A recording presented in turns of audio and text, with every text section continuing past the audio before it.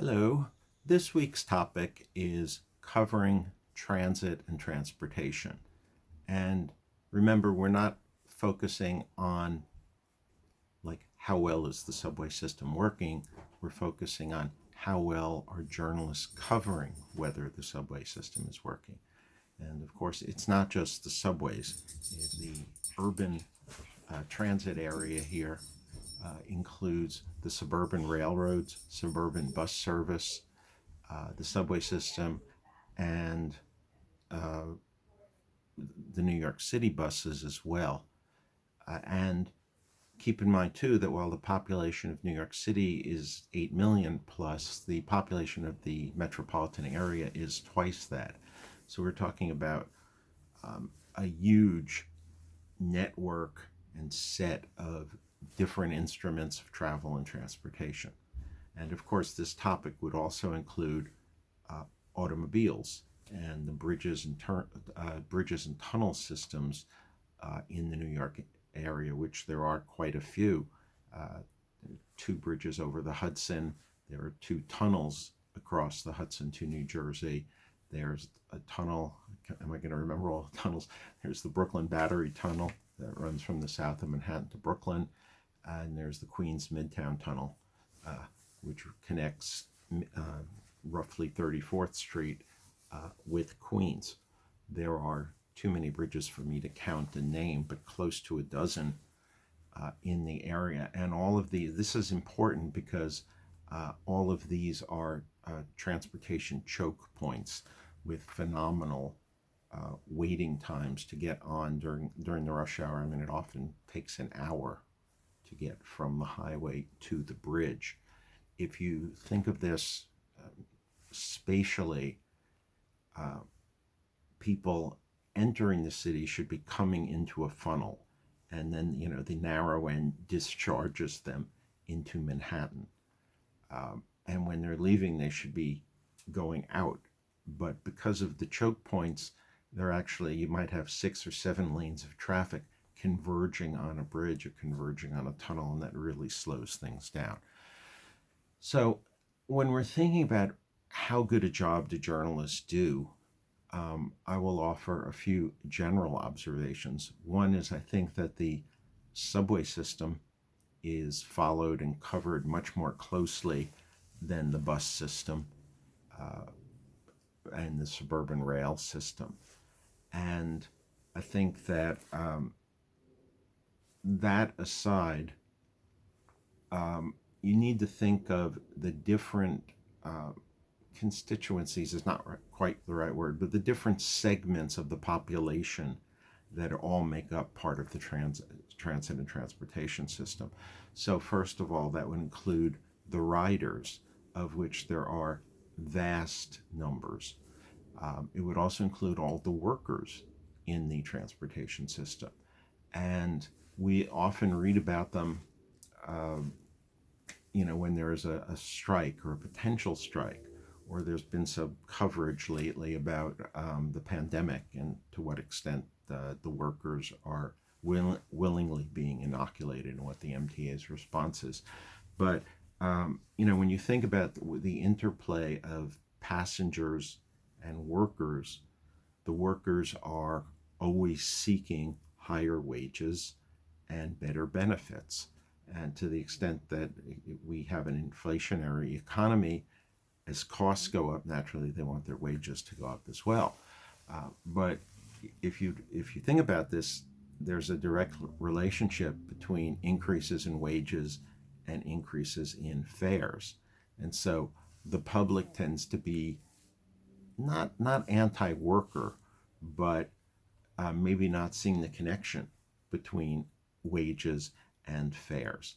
So I think that, to my mind, a good news operation would really think about the workers, think about worker training, think about worker safety, think about are there equal opportunities for everybody who wants to work for the MTA? And I think you can find in there good stories and maybe better stories than we've seen if you were to think about the press over several years, which of course you don't, but I do. So you have the passengers and you have the workers. Another party to all of this is management. And all of that's not talking about like the top three people, but there's an enormous management. And it's if you think about journalism, and actually this is very similar to the situation of City University. The MTA, the Metropolitan Transportation Authority, which oversees all of this, is a state agency, and its members are appointed by the governor. And this has been a big problem during the Cuomo de Blasio years because they couldn't stand each other. And Cuomo was always looking for opportunities to make the mayor look bad. And so the mayor and his voters are primary consumers of transportation services, but in many cases the mayor can't do anything about it. He needs to go to the governor to do something about it. So this is structurally a problem. It's like the city is not in charge of its own services. And there was a good illustration of this a couple of years ago where the MTA hired one of the leading experts in the world on subways, Andy Bynum, and he's an Englishman, but he had most recently directed and completely overhauled the transportation system of Toronto, which is the largest city in Canada. And so he was hired to come in, and he did quite a good job for about a year, and he was also great with journalists. He was very open about what he was doing. And then Cuomo took a dislike to him. Some people think it's because Bynum was getting publicity, and Cuomo didn't like that. And he kept undercutting Bynum and giving orders behind his back. And after a few months of this, Bynum quit and just went back to London, where he's now working on the London subway system. So who's in charge? Are they political appointees? Is their first loyalty to the governor, or is there loyalty to the passengers and workers? And I think you can look at the backgrounds of people on the board, do profiles of them, think about the interplay, and this is a particularly interesting time to be looking for press coverage of that, because we not only have the mayor's election pending in a few weeks, but we have the governor's election a year from now, and candidates or potential candidates are already lining up. And when we progress to the stage of open candidates competing with one another, it would be great if journalists were asking questions about their ideas for the transit system and what they were going to do. So those are sort of the different groups to think about. You can also look at coverage of some issues. I don't have any hard data on this, but I believe that the subway system in particular does not comply with the law on access for disabled people.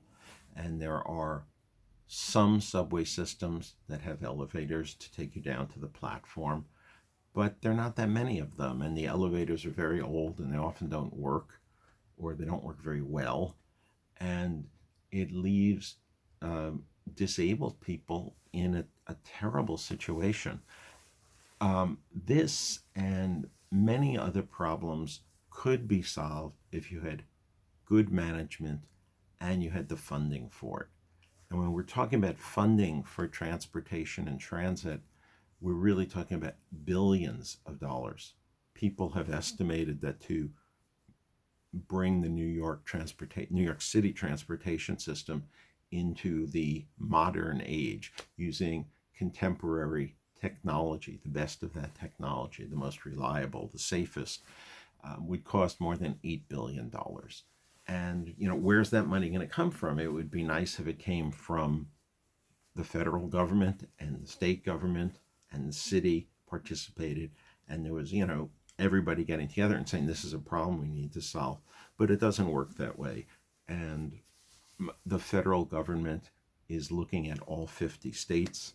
It has to please the elected representatives from those states who lobby for them.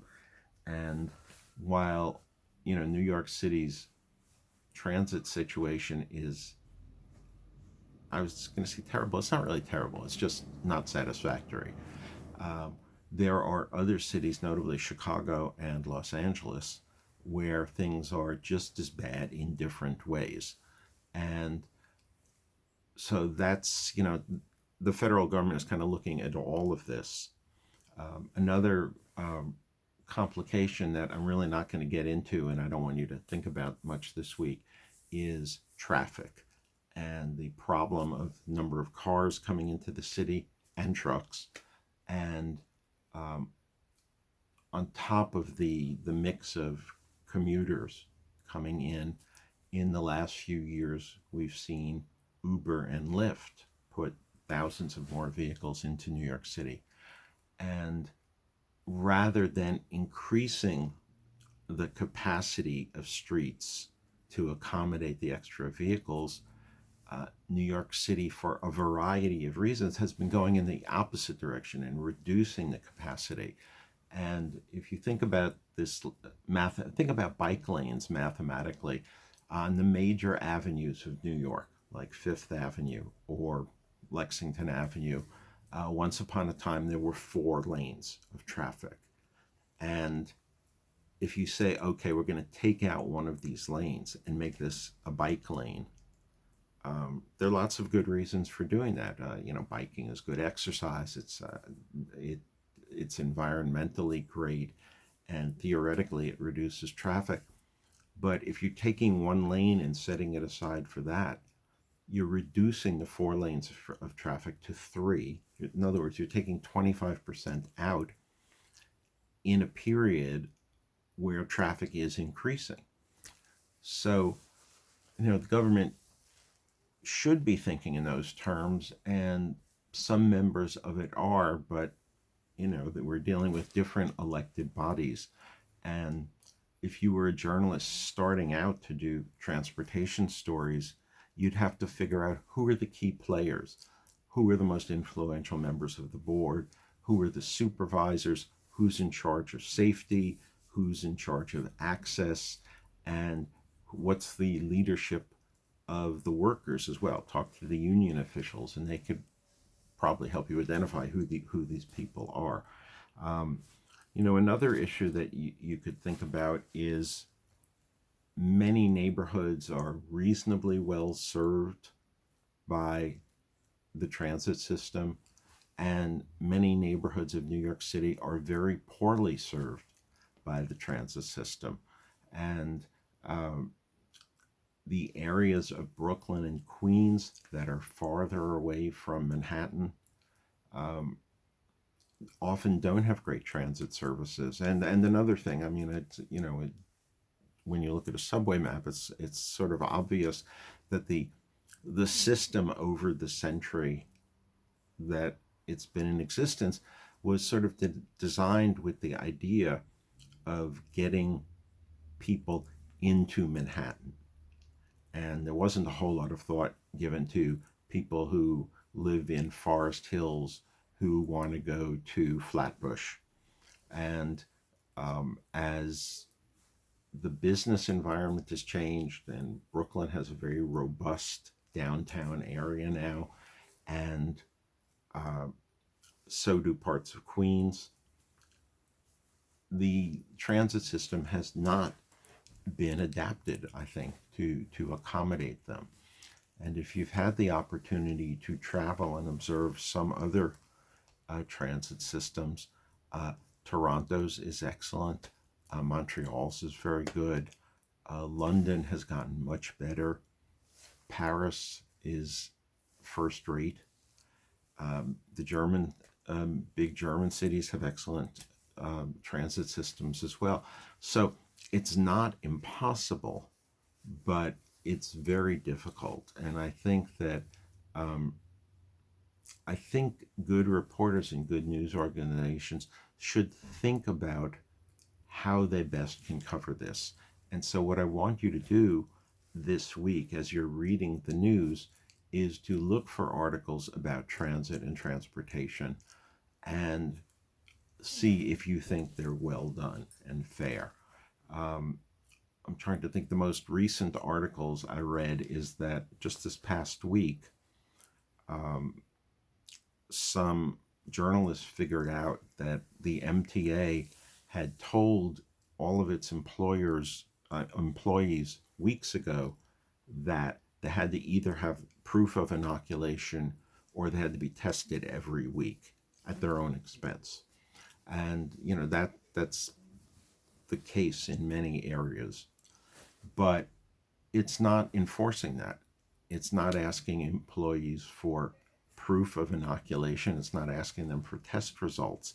And the employees themselves are acknowledging this. There was a woman on radio and TV last week who is a clerk in the subway system. And she said, I get tested every week, but no one has ever asked me for my test results or my proof. So, this is pretty alarming. And from the numbers I've seen, about a third of the employees of the MTA have not been inoculated. And are they being tested? Are they not? We don't know. And journalists, I think, on behalf of the public, should be following up on this. And what are you going to do about it? And, what do the people in charge say? And I think, I don't know if I've used this term before, but I often think of journalism as applied curiosity. Think about what you're interested in finding out, and then figure out who to ask the questions of and get that information and where to do research. And I think that one of the things that always has fascinated me about journalism in the metropolitan area is there are so many different communities, and looking at different communities and say,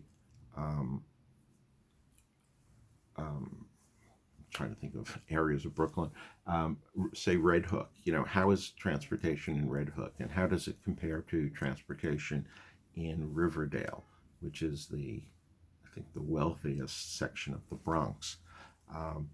How do initiatives serve many communities rather than just a few? When the city and state decided more than a decade ago that they needed to build a subway line that would be on 2nd Avenue in Manhattan, but would run up into the Bronx and enable people in parts of the Bronx who didn't have adequate subway service to get more quickly into Manhattan, where many of them worked. And the project got started, and of course it immediately doubled in cost, and we're talking about many billions of dollars here.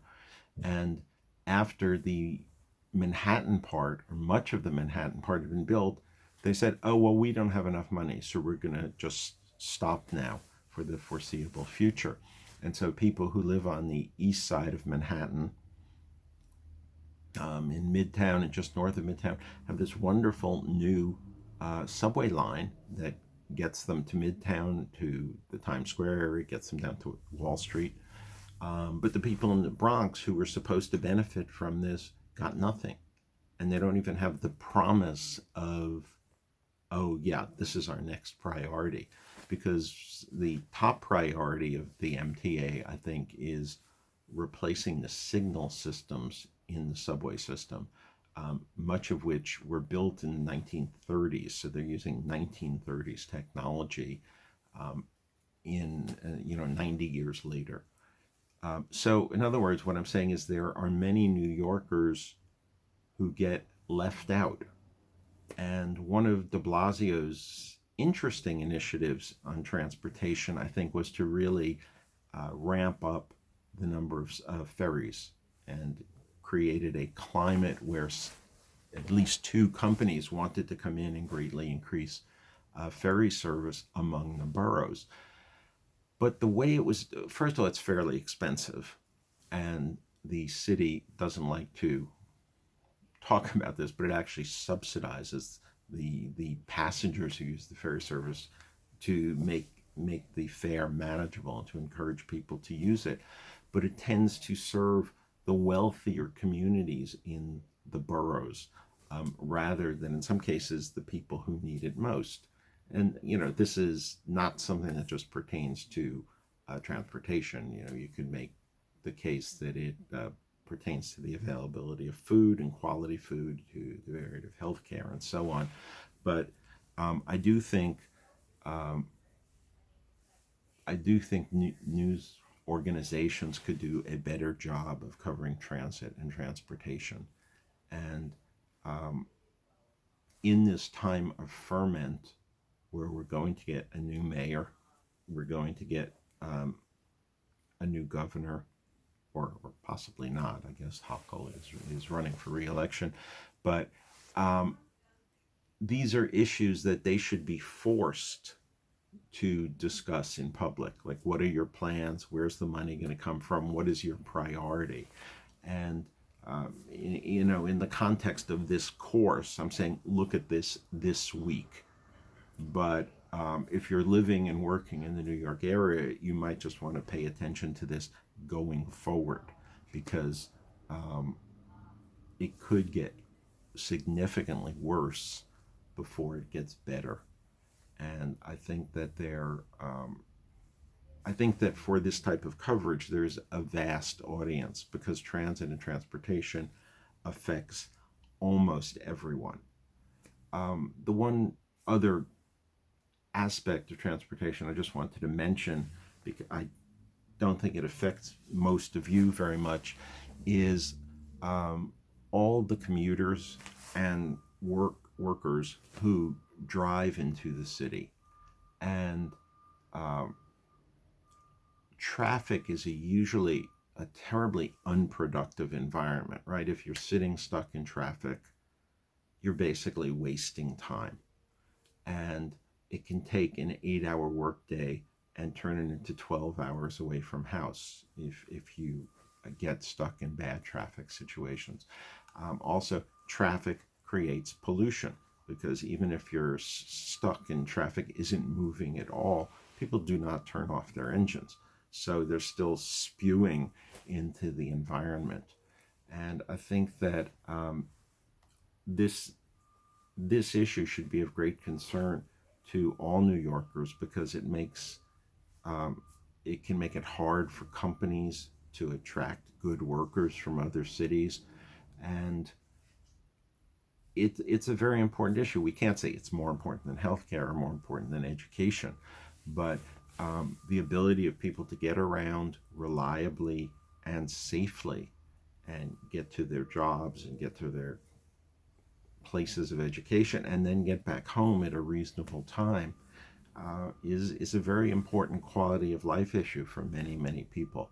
And I'd like to see news coverage that reflects that. So that's all I have to say on this topic. If you have questions, I'd be happy to hear them. If we were all together in a room, I'm sure we could have a good debate about, how high should fares go to solve the problem, and if they get to that level, how many people would stop riding the subways because they couldn't afford them. And then what would they do? Well, some would use bikes and some would come by car, and that leads into another set of problems. So I'm looking forward to seeing your answers to my questions, and I hope you enjoy the articles, which are relatively short, but I think hit on some of these issues very well. Bye.